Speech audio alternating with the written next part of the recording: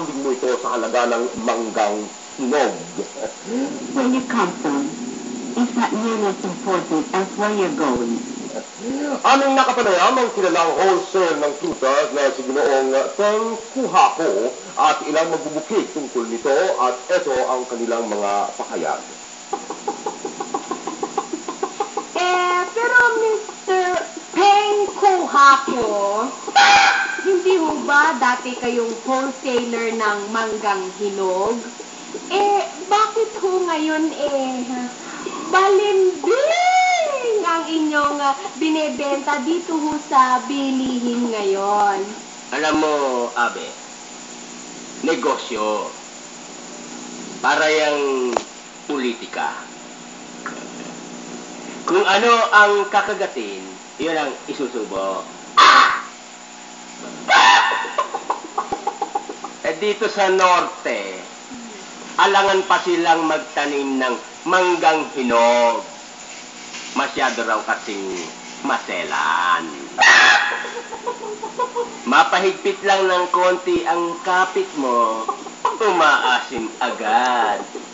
Hindi katulad ng balimbing. Sila magtrabaho muna bago mo siya sasalita. Hence, there is a need now for a hardcore of loyalists that will have deeper commitment. Politika yun! Mang ano bang masasabi ninyo dun sa tuluyang pagtanikod sa inyo ng inyong wholesaler? Alam mo kasi, yung negosyo, parang politika yan eh.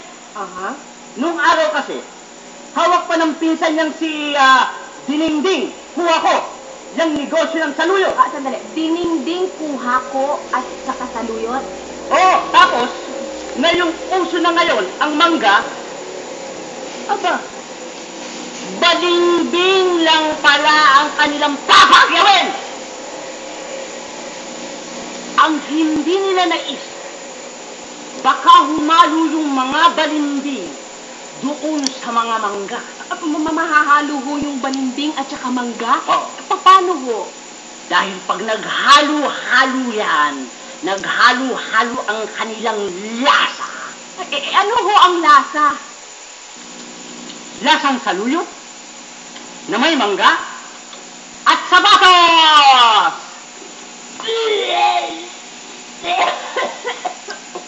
What's the matter with you, Miss Beautiful? Sana. Ako, sigurado malaman. Uso na mga paninding. Kahit tanongin natin. Musical naman. Kayo pala, mga politiko, hindi na malaman saan tutungo. Kapag partido mo, mahina sa tao, asahang lilipat sa liyamado. Balak kayong lahat ang politiko, naging balimbing sa partido. O kay sakit naman, tao'y nalilito. Kaya ang politika, balak kayong mga kandidato. Nakakatawa nga, no? Teka. Mga silang memory sa Ginoong. Tingnan natin kung sino ang latest na tatakbo. Oh. It is unfair. Unfair? Yes, unfair. Because you see, I was running already. Yeah, I was running already. And then somebody said they saw me go out with Miss Model Donut Rice. And they said, I cannot run anymore because I'm married. And so I withdrew from the race. I see. Yes. Pero ang totoo niyan inilabas niyo lang si Miss Rice. Hindi niyo naman ipinasok sa motel.